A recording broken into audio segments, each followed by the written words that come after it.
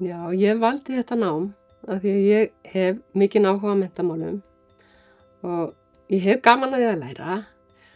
Mér fannst áhugavert að fá að skilja betur hvernig stjórnendurinn hafa svo mikil áhrif á bara vinnustæða menninguna, af áhrif á það hvernig fólkinu líður, hvernig starfsfólkinu og nemendunum líður í skólanum.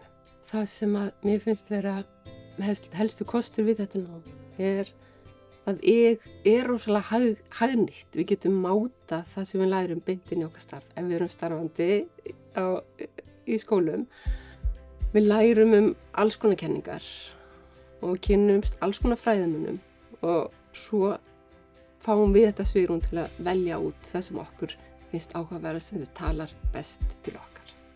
Dýpka okkur þar.